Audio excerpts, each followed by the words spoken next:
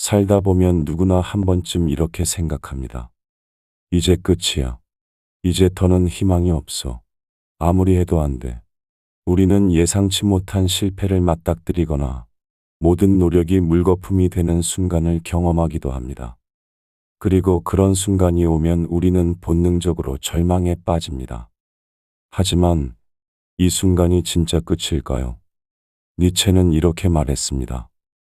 모든 것이 끝났다고 생각하는 그 순간이 진짜 시작이다. 어느 날 빅터 프랭클이라는 한 남자는 하루아침에 모든 것을 잃었습니다. 그는 나치 강제 수용소로 끌려가 가족을 잃고 인간으로서 최소한의 존엄조차 유지하기 힘든 환경에서 살아가야 했습니다. 그는 모든 것이 끝났다고 생각했습니다. 그러나 그는 이 끔찍한 상황 속에서 한 가지 중요한 사실을 깨닫습니다. 내게서 모든 것을 빼앗아 갈 수 있어도 단 한 가지, 나는 어떻게 생각할 것인가를 결정하는 자유만큼은 빼앗을 수 없다. 그는 고통을 단순히 견디는 것이 아니라 그 안에서 삶의 의미를 찾으려 했습니다. 그리고 그는 살아남았습니다. 그리고 훗날 이렇게 말했죠. 고통을 겪는 것 자체가 중요한 것이 아니다. 중요한 것은 그 고통을 어떻게 받아들이느냐이다. 살면서 우리는 크고 작은 절망을 경험합니다. 하지만 기억해야 합니다.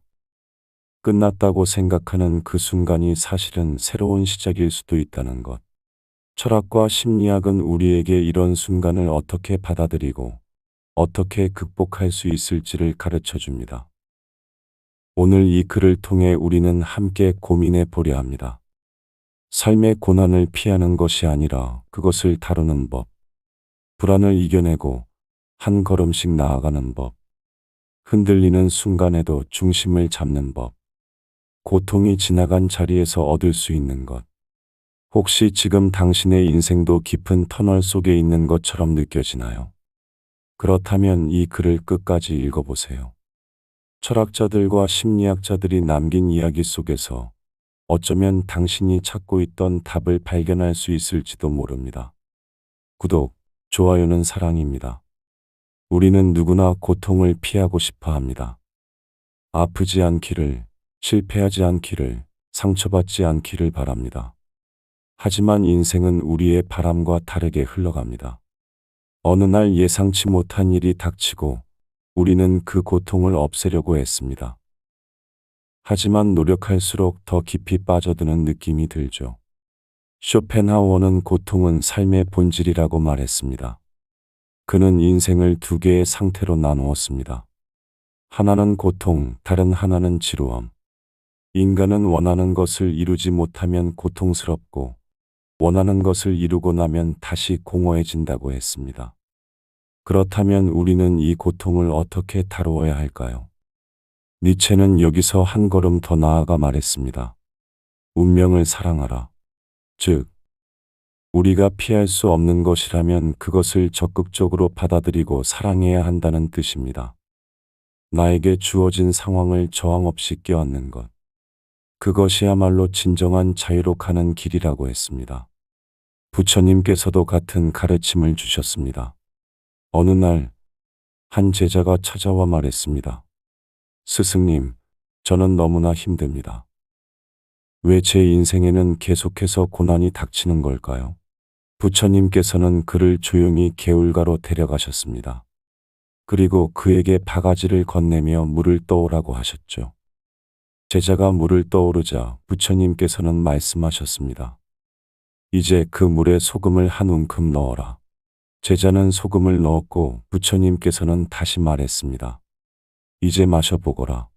제자가 한 모금 마셨지만 얼굴을 찡그렸습니다. 스승님, 너무 짭니다. 부처님께서는 이번엔 그를 넓은 호숫가로 데려가셨습니다. 그리고 똑같이 바가지를 건네시며 호수에서 물을 떠오르라고 하셨죠.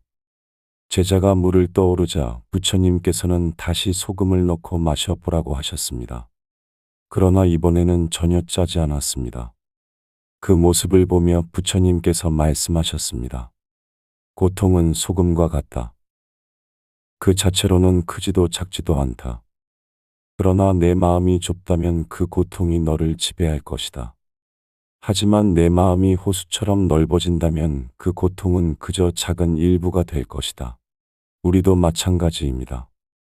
삶에서 고통을 완전히 없앨 수는 없습니다. 하지만 그것을 바라보는 우리의 태도는 바꿀 수 있습니다. 같은 어려움을 겪더라도 어떤 사람은 좌절하고 어떤 사람은 성장합니다. 결국 중요한 것은 그 고통을 어떻게 다루느냐는 것입니다. 여러분은 지금 어떤 고통을 겪고 있나요? 혹시 그것을 피하려 하고 있지는 않나요? 그렇다면 오늘부터 시선을 조금 바꿔보세요. 이 고통이 나에게 무엇을 가르쳐 주고 있을까? 나는 이 경험을 통해 무엇을 배울 수 있을까? 이렇게 질문을 던져보는 것만으로도 삶은 조금씩 달라지기 시작할 것입니다. 어느 날, 한 제자가 부처님께 찾아와 말했습니다. 스승님, 저는 아무리 노력해도 되는 일이 없습니다. 삶이 저를 버린 것처럼 느껴집니다. 어떻게 해야 이 고난에서 벗어날 수 있을까요? 부처님께서는 조용히 미소 지으며 물으셨습니다. 너는 강을 건너본 적이 있느냐? 제자는 고개를 끄덕였습니다. 네, 스승님. 강을 건너려면 배를 타거나 다리를 건너야 합니다. 부처님께서는 다시 물었습니다. 그렇다면 너는 강이 끝없이 이어진다고 생각하느냐? 제자는 가만히 생각하다가 대답했습니다. 아닙니다. 아무리 넓고 깊은 강이라도 언젠가는 반대편에 도착하게 됩니다. 부처님께서는 고개를 끄덕이며 말씀하셨습니다. 너의 삶도 마찬가지다. 지금 내가 건너고 있는 것은 단지 한 시기의 강일 뿐이다. 강을 건너는 동안 물살이 거세게 느껴질 수도 있고 몸이 힘들어질 수도 있다. 하지만 멈추지 않고 나아가면 너는 반드시 반대편에 도착하게 되어 있다. 이 이야기는 우리 삶의 모습과 닮아 있습니다. 우리는 어려운 일을 겪을 때 마치 끝없는 강 한가운데 서 있는 것처럼 느낍니다. 하지만 강은 끝이 있습니다. 그리고 우리가 멈추지 않는다면 반드시 반대편에 도착하게 되어 있습니다. 그렇다면 왜 우리는 종종 멈추고 싶어질까요? 심리학에서는 이를 인지 과부하라고 부릅니다. 인간은 불확실성이 높을수록 더 많은 에너지를 소모하고 더 쉽게 지칩니다. 그리고 지친 마음은 자꾸만 이렇게 말하죠. 이제 그만하고 싶어. 사르트르는 말했습니다. 인생은 선택의 연속이다. 우리는 매 순간 선택할 수 있습니다. 여기서 멈출 것인지 아니면 한 걸음 더 내디딜 것인지. 하지만 중요한 것은 우리가 멀리 보려고 할수록 더 불안해진다는 점입니다. 심리학 연구에서도 밝혀졌듯이 우리의 뇌는 너무 먼 미래를 생각하면 오히려 부담을 느껴 현재 아무것도 하지 않으려는 경향이 있습니다. 그래서 해야 할 일이 많을 때 도리어 아무것도 하지 못하고 무기력해지는 것이죠. 부처님의 가르침은 단순합니다. 멀리 보지 말고 한 걸음씩 나아가라. 우리는 때때로 목표가 너무 멀게만 느껴져 주저앉고 싶어집니다. 하지만 목표를 바라보며 걱정하는 것보다 지금 내가 할 수 있는 단 하나의 행동을 하는 것이 훨씬 더 중요합니다. 여러분은 지금 어떤 강을 건너고 있나요? 어떤 이는 경제적인 어려움을, 어떤 이는 인간관계의 문제를, 또 어떤 이는 자기 자신과의 싸움을 건너고 있습니다. 하지만 강은 영원히 계속되지 않습니다. 그리고 여러분이 한 걸음씩 나아가다 보면 반드시 반대편의 땅을 밟게 될 것입니다. 그러니 너무 멀리 보려 하지 마세요. 그저 오늘, 지금 이 순간 당신이 할 수 있는 단 하나의 행동을 해보세요. 그러다 보면 어느새 당신은 목표에 가까워져 있을 것입니다. 우리는 쉽게 흔들립니다. 작은 실패에도 주저앉고 누군가의 말 한마디에 마음이 요동칩니다. 때로는 아무 이유 없이 불안하고 나 자신이 제대로 가고 있는지조차 확신할 수 없을 때가 많습니다. 그렇다면 우리는 어떻게 해야 이런 불안과 흔들림 속에서도 중심을 잡을 수 있을까요? 어느 날 스토아 철학자 에픽테토스는 제자들에게 물었습니다. 내가 배를 타고 항해를 하고 있다고 생각해 보아라. 갑자기 바람이 거세지고 파도가 배를 세차게 흔든다면 너는 어떻게 하겠느냐? 제자들은 저마다 답했습니다. 노를 더 강하게 저어야 합니다. 돛을 조정해야 합니다. 바람이 멈출 때까지 기다려야 합니다. 그러자 에픽테토스는 미소를 지으며 말했습니다. 그것도 중요하지만 내가 무엇보다도 해야 할 일이 있다. 그것은 바로 키를 놓지 않는 것이다. 아무리 바람이 불고 파도가 치더라도 키를 단단히 잡고 있으면 배는 방향을 잃지 않는다. 스토아 철학자들은 인생을 항해에 비유했습니다. 바람과 파도는 우리가 통제할 수 없는 것들이고 우리의 감정 또한 바람처럼 끊임없이 흔들릴 수밖에 없습니다. 하지만 그 속에서도 방향을 잃지 않으려면 배의 키를 단단히 쥐어야 합니다. 이와 비슷한 이야기가 부처님의 가르침에서도 전해집니다. 어느 날, 한 제자가 찾아와 말했습니다. 스승님, 저는 사람들의 말에 너무 쉽게 상처를 받고 작은 일에도 불안해집니다. 어떻게 하면 제 마음을 강하게 만들 수 있을까요? 부처님께서는 조용히 웃으며 그를 강가로 데려가셨습니다. 그리고 물 위에 커다란 나무 줄기를 띄우며 물었습니다. 이 나무 줄기를 보아라. 물살이 조금 세지면 흔들리고 돌에 부딪히면 방향을 바꾸지 않느냐? 제자는 고개를 끄덕였습니다. 네, 그렇습니다. 그렇다면 저기 있는 배를 보아라. 똑같은 강 위에 떠 있지만 바람이 불어도 파도가 쳐도 배는 방향을 유지하고 있지 않느냐? 제자는 다시 고개를 끄덕였습니다. 그렇습니다. 배에는 키가 있고 누군가가 그 키를 잡고 있기 때문입니다. 부처님께서는 부드럽게 말씀하셨습니다. 맞다. 우리 인생도 이와 같아야 한다. 나무줄기처럼 그저 물살에 휩쓸리는 것이 아니라 배처럼 중심을 잡고 가야 한다. 그리고 그 중심을 잡아주는 것이 바로 너의 마음이다. 심리학에서도 이와 같은 개념이 있습니다. 불안과 걱정이 몰려올 때 우리가 해야 할 일은 그것을 억누르려 하기보다 우리가 통제할 수 있는 것과 없는 것을 구분하는 것입니다. 불안한 감정 자체를 없애려 하기보다 내가 지금 할 수 있는 일은 무엇인가라고 스스로에게 묻는 것이 중요합니다. 아들러 심리학에서도 타인의 시선에서 자유로워지는 것이 마음을 단단하게 만드는 핵심이라고 말합니다.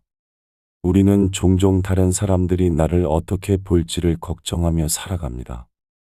하지만 아들러는 이렇게 말했습니다.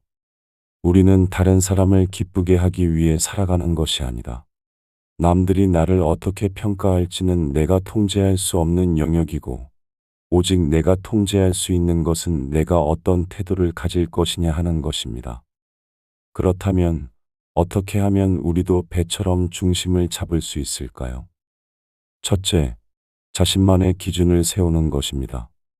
다른 사람의 말이나 사회적 기준이 아니라 내가 정말로 원하는 것이 무엇인지를 깊이 고민해야 합니다. 둘째, 감정이 요동칠 때에도 행동을 유지하는 것입니다. 감정이 변한다고 해서 모든 것을 포기할 필요는 없습니다. 바람이 불어도 키를 놓지 않듯이 우리는 계속해서 앞으로 나아가야 합니다. 셋째, 타인의 시선에서 벗어나는 연습을 하는 것입니다. 우리는 남이 나를 어떻게 생각하는지에 너무 신경 쓰며 살아갑니다. 하지만 결국 내 삶을 살아가는 것은 나 자신입니다. 여러분은 지금 흔들리고 있나요? 혹시 타인의 말 한마디에 기분이 좌우되고 있지는 않나요? 그렇다면 지금부터라도 키를 단단히 잡아보세요. 바람이 불어도 파도가 쳐도 우리는 방향을 잃지 않을 수 있습니다. 우리는 종종 너무 멀리 보려 하다가 길을 잃곤 합니다. 앞으로 어떻게 될까? 이 선택이 옳을까? 나중에 후회하면 어쩌지? 하지만 아이러니하게도 우리가 멀리 보려 할수록 불안은 커지고 발걸음은 더욱 무거워집니다. 어느 날, 한 제자가 부처님께 찾아와 말했습니다. 스승님, 저는 제 앞길이 보이지 않습니다. 어떤 선택을 해야 할지 모르겠고 무엇을 해도 확신이 들지 않습니다. 어떻게 해야 합니까? 그러자 부처님께서는 조용히 미소를 지으며 그 제자를 산속으로 데려가셨습니다. 그리고 말씀하셨습니다. 이 길을 따라가 보거라. 하지만 단 한 걸음만 볼 수 있도록 내 발끝만 바라보며 걸어라. 제자는 부처님의 말씀대로 자신의 발끝만 바라보며 조심스럽게 걸어갔습니다. 길이 어디로 이어지는지 알 수 없었지만 한 걸음씩 내딛다 보니 어느새 맑은 시냇물이 흐르는 곳에 도착해 있었습니다. 부처님께서 물으셨습니다. 이제 너는 어디에 와 있느냐? 제자는 고개를 들어 주변을 살펴보다가 깨달았습니다. 스승님, 저는 길이 보이지 않아 두려웠습니다. 하지만 한 걸음씩 나아가다 보니 어느새 여기까지 왔습니다. 부처님께서는 빙그레 웃으며 말씀하셨습니다. 그래, 인생도 이와 같다. 너는 먼 길을 보지 않아도 된다. 앞이 깜깜하다고 해서 주저앉을 필요도 없다. 그저 한 걸음씩 나아가면 된다. 그러면 결국 원하는 곳에 도착하게 될 것이다. 이 이야기는 우리가 살아가는 방식과도 닮아 있습니다. 우리는 불확실한 미래를 걱정하며 너무 많은 것을 예측하려 합니다.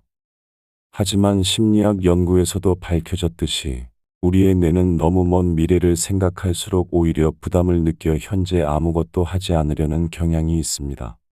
그래서 해야 할 일이 많을 때 도리어 아무것도 하지 못하고 무기력해지는 것이죠. 빅터 프랭클은 강제 수용소에서 살아남은 사람들의 공통점에 대해 연구하며 중요한 사실을 발견했습니다. 생존한 사람들은 거대한 두려움에 압도당하는 대신 그날 하루를 살아내는 것에 집중했다고 합니다. 내일 살아남을 수 있을까라는 막연한 걱정 대신 지금 당장 내가 할 수 있는 것은 무엇인가라는 질문을 던진 것이죠. 공자도 비슷한 말을 했습니다. 천리 길도 한 걸음부터. 우리는 흔히 성공한 사람들의 결과만 보지만 그들이 걸어온 수많은 작은 걸음들은 보지 못합니다. 마치 계단을 오를 때 맨 위층만 바라보며 한 번에 도달하려 하면 힘들고 지치지만 한 계단씩 밟아 올라가다 보면 어느새 도착해 있는 것처럼요. 그렇다면 우리는 어떻게 하면 한 걸음씩 나아갈 수 있을까요? 첫째, 하루하루를 충실히 사는 것입니다. 미래를 걱정하느라 오늘을 소홀히 하면 결국 우리가 바라는 미래도 만들어지지 않습니다.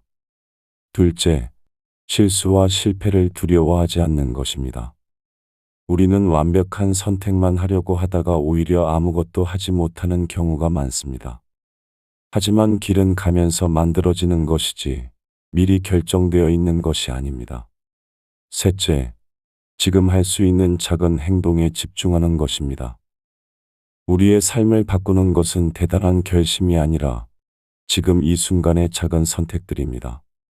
여러분은 지금 어떤 고민을 하고 계신가요? 혹시 너무 멀리 보려다 길을 잃고 있지는 않나요? 그렇다면 오늘은 단 한 걸음만 내디뎌 보세요. 그 한 걸음이 쌓이면 어느새 여러분이 원하던 곳에 도착해 있을 테니까요. 우리는 고통이 지나간 자리에는 아무것도 남지 않을 거라고 생각합니다. 깊은 상처를 입고 나면 그 자리는 텅 비어버릴 것만 같고 다시는 이전처럼 살아갈 수 없을 것 같은 기분이 들죠. 하지만 정말 그럴까요? 고통이 지나간 자리에 우리는 무엇을 남길 수 있을까요?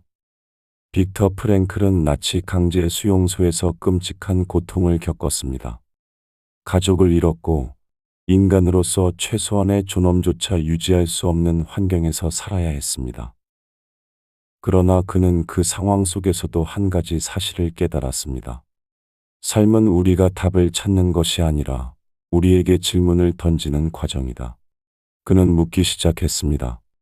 나는 이 고통 속에서도 어떤 의미를 찾을 수 있을까? 그는 고통을 통해 삶의 의미를 발견했습니다. 그는 살아남았고 이후 자신의 경험을 바탕으로 로고테라피를 창시하여 수많은 사람들에게 희망을 전했습니다. 결국 그가 겪었던 고통은 아무것도 남기지 않은 것이 아니라 새로운 가치를 만들어낸 것입니다. 심리학에서도 고통을 견뎌낸 사람들이 어떻게 변화하는지를 연구한 결과가 있습니다. 어떤 사람들은 트라우마를 겪은 후 무너지는 반면 어떤 사람들은 그 경험을 통해 더욱 강해지고 성숙해진다고 합니다. 이를 외상 후 성장이라고 부릅니다. 우리는 시련을 겪으면서 새로운 관점을 가지게 되고 삶의 본질적인 가치를 더 깊이 이해하게 됩니다. 부처님께서도 말씀하셨습니다. 모든 것은 변한다. 그리고 그 변화 속에서 우리는 성장할 수 있다. 어떤 일이든 처음에는 감당할 수 없을 것처럼 느껴지지만 시간이 지나고 나면 우리는 그 속에서 배우고 달라지고 더 강해진 자신을 발견하게 됩니다. 상실과 애도의 심리학에서도 비슷한 이야기를 합니다. 우리는 사랑하는 사람을 잃었을 때 혹은 중요한 것을 놓쳤을 때 그 고통이 영원할 것처럼 느껴집니다. 하지만 애도의 과정 속에서 우리는 조금씩 회복하고 삶을 다시 살아갈 힘을 얻게 됩니다. 우리가 사랑했던 기억은 사라지지 않고 그것이 우리 삶 속에서 다른 형태로 남아 의미를 만들어 갑니다. 그렇다면 우리가 지금 겪는 고통을 통해 배울 수 있는 것은 무엇일까요? 첫째, 고통은 우리를 더 깊이 이해하게 만든다. 우리는 어려움을 겪을 때 비로소 우리가 무엇을 소중하게 여기는지를 깨닫게 됩니다. 둘째, 고통은 우리를 단단하게 만든다. 상처받은 사람은 더욱 강해질 수 있습니다. 무너지지 않고 일어섰을 때 우리는 이전보다 더 큰 힘을 가지게 됩니다. 셋째, 고통은 우리에게 공감을 가르쳐 준다. 아픔을 겪어본 사람만이 다른 사람의 아픔을 이해할 수 있습니다. 그리고 그 이해는 우리를 더 따뜻한 사람이 되게 만듭니다. 지금 당신이 겪고 있는 아픔도 언젠가는 지나갈 것입니다. 하지만 그 자리는 텅 빈 채로 남아있는 것이 아니라 당신을 더 강하고 깊이 있는 사람으로 만들어 줄 것입니다. 그러니 너무 두려워하지 마세요. 지금은 그저 이 시간을 지나가면 됩니다. 그리고 언젠가 뒤돌아볼 때 당신은 깨닫게 될 것입니다. 이 모든 것이 나를 더 나은 방향으로 이끌고 있었구나. 결국 우리는 잘 살아갈 것입니다. 하지만 우리는 그것을 믿지 못하고 불안 속에서 살아갑니다. 이 길이 맞는 걸까? 앞으로 더 힘들어지면 어쩌지? 나는 왜 이렇게 되는 일이 없을까? 이런 생각들은 우리를 더욱 지치게 하고 세상을 부정적으로 바라보게 만듭니다. 하지만 부처님께서는 우리에게 이렇게 말씀하셨습니다. 내가 걱정하는 것들은 대부분 일어나지 않는다. 그리고 설령 일어난다 해도 결국에는 지나가게 된다. 어느 날, 한 남자가 부처님을 찾아와 물었습니다. 스승님, 저는 하루도 편안한 날이 없습니다. 늘 걱정이 떠나지 않고 제 삶이 어디로 가는지 모르겠습니다. 도대체 어떻게 해야 불안에서 벗어날 수 있을까요? 부처님께서는 조용히 웃으며 그를 데리고 숲속을 걸으셨습니다. 잠시 후 부처님께서는 한 마리의 소를 가리키며 물으셨습니다. 저 소는 걱정이 있을까? 남자는 어리둥절한 표정으로 대답했습니다. 아니요, 스승님. 저 소는 그냥 풀을 뜯으며 살아갈 뿐입니다. 그러자 부처님께서는 말씀하셨습니다. 인간은 소와 다르게 과거를 후회하고 미래를 걱정하며 산다. 하지만 지금 이 순간을 온전히 살아간다면 고통은 점점 줄어들 것이다. 니체도 비슷한 말을 했습니다. 과거에 사로잡히지도 미래에 얽매이지도 마라. 오직 지금 이 순간에 충실하라. 우리는 늘 내일을 걱정하며 오늘을 희생하지만 사실 우리의 삶은 지금 이 순간 속에서 만들어지고 있습니다. 부처님의 마지막 가르침도 마찬가지였습니다. 부처님께서 열반에 드시기 전 마지막으로 남긴 말씀은 이것이었습니다. 너희는 지금 이 순간을 최선을 다해 살아야 한다. 그러니 우리도 그렇게 살아야 합니다. 불안을 내려놓고 지나간 일에 얽매이지 말고 앞으로 닥칠 일에 미리 걱정하지도 말고요. 그저 오늘 하루를 살아가면 됩니다. 그렇게 한 걸음씩 나아가다 보면 어느 순간 우리는 깨닫게 될 것입니다. 내 인생은 결국 잘 풀리게 되어 있었구나. 여러분도 이 사실을 믿으시나요? 그렇다면 이제 여러분의 삶을 살아가세요. 그리고 혹시라도 불안이 밀려올 때마다 부처님의 가르침을 떠올려 보세요. 내가 걱정하는 것들은 대부분 일어나지 않는다. 그리고 설령 일어난다 해도 결국에는 지나가게 된다. 여러분의 삶은 잘 풀릴 수밖에 없습니다. 그러니 오늘을 편안한 마음으로 살아가세요.